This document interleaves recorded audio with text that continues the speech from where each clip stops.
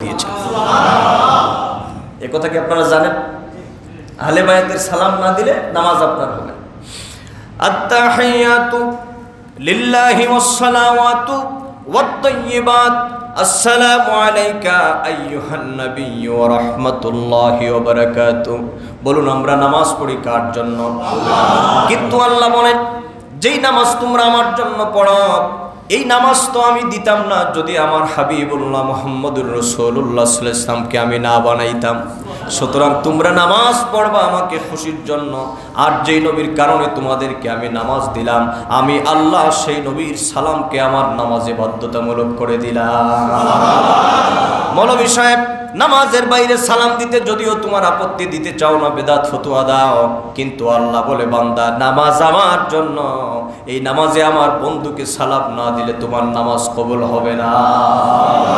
এজন্য আমরা বলি, আসসালামু আলাইকা আইয়ুহান নাবিয়্যু ওয়া রাহমাতুল্লাহি ওয়া বারাকাতুহু, আসসালামু আলাইনা ওয়া আলা ইবাদিল্লাহিস সালিহিন। আমরা এই যে সালাম দেই, এই সালামটা আহলে বায়াতে রাসূল এবং পৃথিবীর সমস্ত আউলিয়া কেরাম, পৃথিবীর সমস্ত মুমিন মুসলমান যারা আছে, সকলের উপরেই সালাম দেওয়া নামাজের মধ্যে বাধ্যতামূলক বানিয়ে দিয়েছে। ওয়া আলা ইবাদিল্লাহিস সালিহিনের মধ্যে আউলিয়া কেরামগণ আছেন, আল্লাহর মাহবুব বান্দাগণ আছেন। তাহলে বোঝা গেল নামাজের ভিতরেও নবীকে এবং নবীর পরিবারকে, আউলিয়া কেরামদেরকে স্মরণের একটা ব্যবস্থা করে দিয়েছেন কে? আল্লাহ। তাহলে ভালো করে খেয়াল করুন আমার প্রিয় বন্ধুরা, প্রিয় সুধী বন্ধুরা আমার, আহলে বায়াতে রাসূলের মর্যাদা কেমন মর্যাদা দেখেন। ওয়ান আবি যাররিন আন্নাহু ক্বাল ওয়া হুয়া আখিদুন বিবাবিল কাবাতি সামি'তুন নাবিয়্য সাল্লাল্লাহু আলাইহি ওয়াসাল্লাম ইয়াকুল আলা ইন্না মাসালা আহলে বাইতি ফীকুম মাসালু সাফিনাতি নূহ মান রাকিবাহা নাজা ওয়া মান তাখাল্লাফা আনহা হালাকা। একটু ভালোবাসা নিয়ে শুনুন, আহলে বায়াতে রাসূলের মহব্বত কেন করবেন? ও বাবাজিরা আমার, যুবক বন্ধুরা রে, আমার সম্মানিত মুরব্বী বাবাজিরা, পর্দানিশীন মা এবং ভোরেরা, আমরা কেন আহলে বায়াতকে মহব্বত করব? আল্লাহর হাবিবের সাহাবী হযরত আবু যার রাদিয়াল্লাহু তাআলা একদিন কাবা ঘরের দরজায় হাত দিয়ে দাঁড়ানো অবস্থায় তিনি বলতেছেন, ওহুয়া আখিদুন বিবাবিল কাবাতি, কাবা ঘরের দরজায় হাত দিয়ে তিনি বলছেন, সামি'তুন নাবিয়্য সাল্লাল্লাহু আলাইহি ওয়াসাল্লাম ইয়াকুল। হযরত আবু যার গিফারি রাদিয়াল্লাহু তাআলা তিনি একদিন কাবা ঘরের দরজার মধ্যে হাত দিয়ে বললেন, ও বিশ্বের মানব সম্প্রদায়, আমি আমার নূর নবীজির জবানে পাক থেকে বলতে শুনেছি, আমার নবী তার নূরানি জবান দ্বারা ইরশাদ করেছেন, ইন্না মাসালা আহলে বাইতি ফীকুম মাসালু সাফিনাতি নূহ। ও দুনিয়ার মানব সম্প্রদায়, আমার পরে আমার আহলে বায়াতকে তোমাদের জন্য রেখে গেলাম। এই আহলে বায়াতের তুলনা হলো হযরতে নূহ আলাইহিস সালামের কিস্তির মতো। আমার হাসান, আমার হুসাইন, আমার ফাতেমা, আমার আলী, এরা হলো আমার আহলে বায়াত, আর তাদের তুলনা হলো নূহ নবীর উম্মত, নূহ নবীর কিস্তির মতো। মার রাকিবাহা নাজা ওয়া মান তাখাল্লাফা আনহা হালাকা। যে ব্যক্তি তাতে আরোহণ করবে, আল্লাহ পাক তাদেরকে ধ্বংস করবেন না, তাদেরকে নাজাত দান করে দিবেন। তার মানে হলো, যেই ব্যক্তি আমার হাসানকে ভালোবাসবে, যেই ব্যক্তি আমার হুসাইনকে ভালোবাসবে, যেই ব্যক্তি আমার আলীকে ভালোবাসবে, যে আমার ফাতেমাকে ভালোবাসবে, আল্লাহ পাক তাকে জাহান্নাম দিবেন না। তাদের ভালোবাসার কারণে আল্লাহ পাক বয়াল হাসরের ময়দানে জান্নাতুল ফেরদাউস দান করে দিবে। এজন্য আমার ভাইয়েরা, আমরা বেশি করে এই মাসে হযরত ইমাম হাসান হুসাইনের তাজকিরা করব। হযরতের শেরে খুদা আলীর মহব্বত আমাদের ভিতরে থাকার দরকার আছে। হযরতে ফাতেমাতুজ জাহরার সম্মান বলার দরকার আছে। যেহেতু পৃথিবীর মধ্যে এমন একটা পরিবার যাদের বর্ণনাকে আল্লাহ পাক ঈমানের অংশ বানিয়ে দিয়েছেন, কোন সুবহানাল্লাহ। আমার ভাইয়েরা, কত যে মর্যাদা তাদের, এই মর্যাদার কত বর্ণনা করে শেষ করা যাবে না। অতি সংক্ষেপে বলি, ওয়ান জাবিরিন ক্বাল রাআইতু রাসূলুল্লাহি সাল্লাল্লাহু আলাইহি ওয়াসাল্লাম ফি হাজ্জাতিহি ইয়াওমা আরাফাত ওয়া হুয়া আলা নাকাতিহিল কাসওয়া ইয়াখতুবু ফাসামি'তুহু ইয়াকুল ইয়া আইয়ুহান নাস ইন্নী তারাকতু ফীকুম মা ইন আখাযতুম বিহি লান তাদিল্লু কিতাবাল্লাহি ওয়া ইত্রাতি আহলি বাইতি। হযরতে জাবির রাদিয়াল্লাহু তাআলা বর্ণনা করেন, নবী করিম সাল্লাল্লাহু আলাইহি ওয়াসাল্লামকে বিদায় হজে আরাফার দিন কাসওয়া নামক উষ্টির উপরে উঠে একটা ভাষণ দিতে আমি শুনেছি। বিদায় হজের দিনে কি ভাষণ দিতে শুনেছি?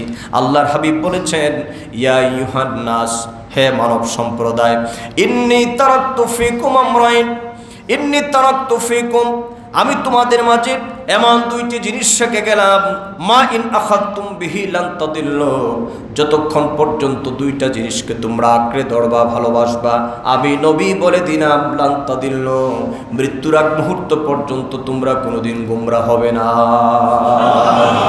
আল্লাহর হাবিব বলেন, একটা হলো কিতাব আল্লাহ, প্রথমত হলো কিতাব মানে মহাগ্রন্থ আল কোরআন, যে আল কোরআনকে আল্লাহ পাক নাজিল করেছেন এটার কথা বলেছেন।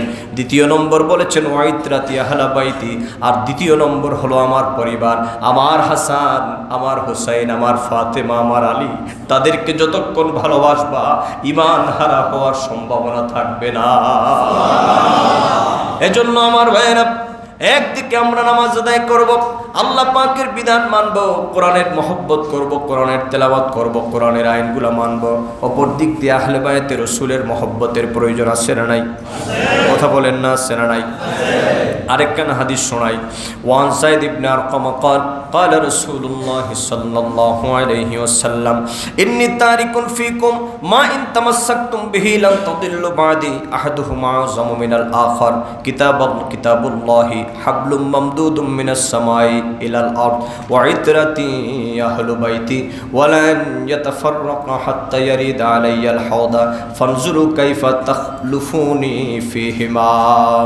আল্লাহর হাবিবের সাহাবী হযরত যায়েদ ইবনে আরকাম বলেন, নবীজি ইরশাদ করেছেন, আমি তোমাদের মাঝে দুটি জিনিস রেখে গেলাম, এই দুইটাকে যদি তোমরা আঁকড়ে ধরো কোনোদিন পথভ্রষ্ট হবে না। এর মধ্যে একটা হলো মহাগ্রন্থ আল কোরআন, যেটা হাবলুম মামদুদুম মিনাস সামাই ইলাল আরদ, যেটার রশি, একটা রশি দুনিয়ায়, আরেকটা রশি হলো আসমানে।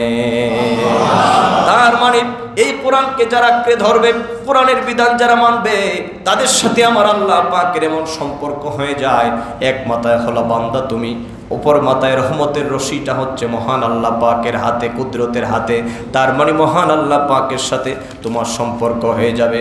দ্বিতীয় নম্বর হলো ওয়াইত্রাতি আহলু বাইতি, দ্বিতীয় নম্বর হলো আমার পরিবার, আমার আহলে বায়াত, আমার হাসান, আমার হুসাইন, আমার ফাতেমা, আমার শের খুদা আলী, তাদেরকে যতক্ষণ মহব্বত করবা, ওয়ালা ইয়াতাফাররাকা হাত্তা ইয়ারিদা আলাইয়াল হাউদ, অবশেষে হাউজে কাউসারে তাদেরকে যারা মহব্বত করবা, তাদের রশিটার শেষ মাথা হচ্ছে আমি নবীর হাতে। আল্লাহু আকবার।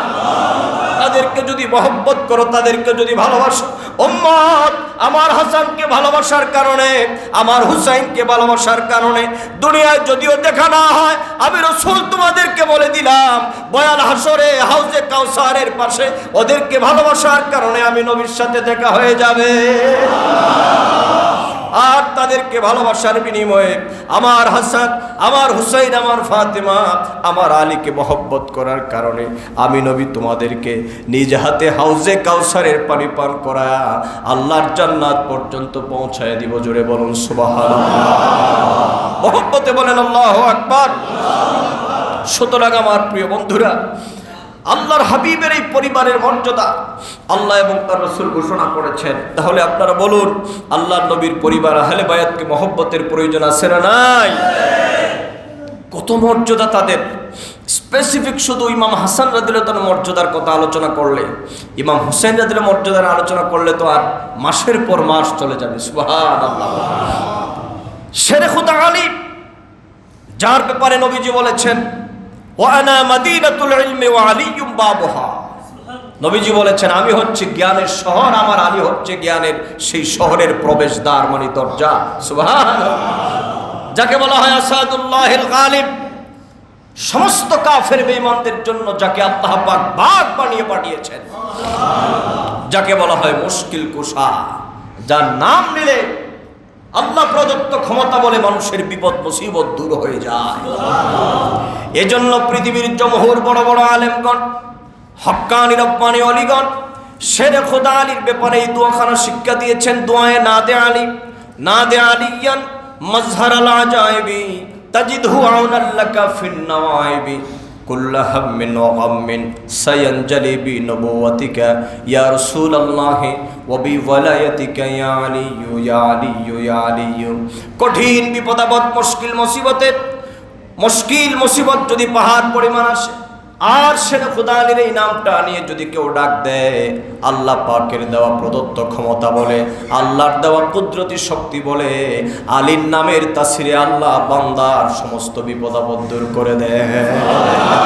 দোয়ায়ে না দে আলী পাবেন, এইগুলো যারা লেখাপড়া করেন, বড় বড় বুজুর্গানে কেরাম কোন দোয়ায়ে না দে আলী এটা লিখেছেন, দেখবেন পড়া হয়, এটা বড় বড় আলেমরা পড়েন, এটা বড় বড় আলেম বুজুর্গরা তাদের ওজিফার মধ্যে এটা শিক্ষা দেন। আর হযরতে ফাতেমা সুবহানাল্লাহ, যার জন্য আল্লাহ পাক জান্নাত থেকে যার জন্য শাড়ি উপহার দিয়েছেন, এই ঘটনা একদিন বলবো ইনশাআল্লাহ। হযরতে ফাতেমা জাহরা এমন মহিলা যার জন্য জিবরাইলের মাধ্যমে তিনি একটা বিয়েতে যাবেন, ভালো কাপড় নাই, আল্লাহ পাক জিবরাইলের মাধ্যমে জান্নাত থেকে খাতুনে জান্নাতের জন্য শাড়ি উপহার দিয়েছেন। আল্লাহু আকবার। তৈয়বা, এই হচ্ছে নবীজির আহলে বায়াত। আল্লাহ যেন আমাদেরকে সারা মাস আলোচনা করার সুযোগ দান করেন আহলে বায়াতের মহব্বত। এখানে আরেকটা কথা বলি, আরেক শ্রেণীর আছে আলী রাদিয়াল্লাহু তাআলার মহব্বতের কথা বলতে বলতে যারা শিয়া, হায় আলী হায় আলী হায় ইমাম হাসান হুসেন করে বুকের মধ্যে আঘাত দেয়, এগুলো চপটাঘাত করা যাবে না। ওই যে শিয়ারা যেভাবে করে জারি করে এবং শরীরের মধ্যে আঘাত দেয়, এগুলা করা যাবে না। আমরা মহব্বত করি, কিন্তু ওনাদের নাম নিয়ে শরীরে আঘাত দিয়ে কারবালার ঘটনা মনে করে শরীরের মধ্যে ছুরি আঘাত করা যাবে না, এটা নিষেধ। মহব্বত করতে হবে, এটা মহব্বতের একটা ইমানের অংশ। আল্লাহ পাক যেন কবুল আর মঞ্জুর করেন। আগামীকাল দিবাগত রাত ইয়ৌমে আশুরা, মহররমের 10 তারিখ ইনশাআল্লাহ। গত বছরের ন্যায় আমরা আগামীকালকে আমাদের মসজিদে সংক্ষিপ্তভাবে হলো হযরত ইমাম হুসেন রাদিয়াল্লাহু তাআলার স্মরণে, আহলে বায়াতের স্মরণে আমরা একটা ছোটোখাটো মাহফিল অনুষ্ঠিত হবে, আলোচনা হবে। আপনাদের সকলকে দাওয়াত করা গেল, আসবেন তো ইনশাআল্লাহ? বলেন ইনশাআল্লাহ। দুনিয়াতে এদের সাথে থাকলে আশা করা যায় আমাদের তো আমল দিয়ে পার হতে পারবো না, আশা করা যায় এদের রাসূল আল্লাহ হাসরে আমাদেরকে একটু দয়া করবেন। কথা বলেন না, ঠিক কিনা? এই আশায় তো আমরা আছি। আল্লাহ পাক যেন কবুল আর মঞ্জুর করেন। সবাই পড়েন আল্লাহুম্মা আমিন।